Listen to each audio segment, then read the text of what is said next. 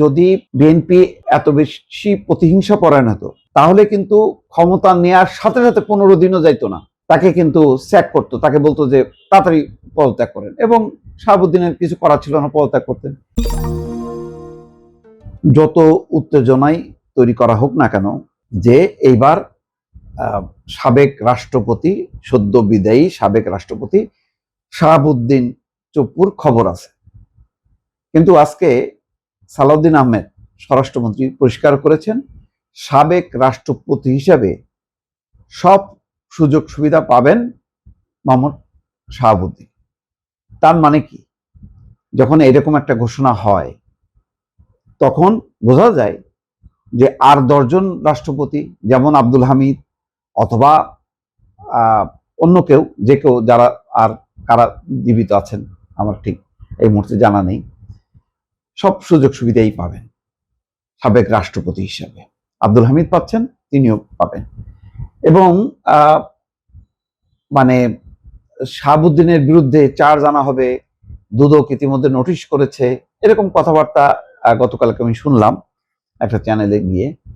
কিন্তু আসলে দৃশ্য তো কি বলেছেন দেখেন, স্পিকার হাফিজউদ্দিন আহমেদ বলেছেন যে তিনি ফ্যাসিস্ট আমলের, মাফিয়া আমলে রাষ্ট্রপতি হিসেবে নিয়োগ পেলেও তিনি এই স্বৈরাচারের অপসারণে তিনি সাংবিধানিক গুরুত্বপূর্ণ দায়িত্ব পালন করেছেন।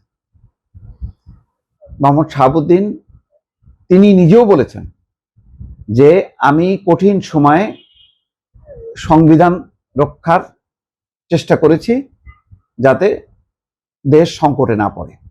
এবং বিএনপি কিন্তু বারবার বলেছে যে এখানে রাষ্ট্রপতি ব্যক্তি না, এটা প্রতিষ্ঠান, এই প্রতিষ্ঠানে যিনি দায়িত্বে আছেন তিনি সংবিধান মোতাবেক তিনি পরিচালিত হয়েছেন। সুতরাং এখানে পরিষ্কার, যদি বিএনপি এত বেশি প্রতিহিংসা পরায়ণ হতো তাহলে কিন্তু ক্ষমতা নেয়ার সাথে সাথে 15 দিনও যাইতো না, তাকে কিন্তু স্যাক করতো, তাকে বলতো যে তাড়াতাড়ি পদত্যাগ করেন, এবং শাহাবুদ্দিনের কিছু করা ছিল না, পদত্যাগ করতেন।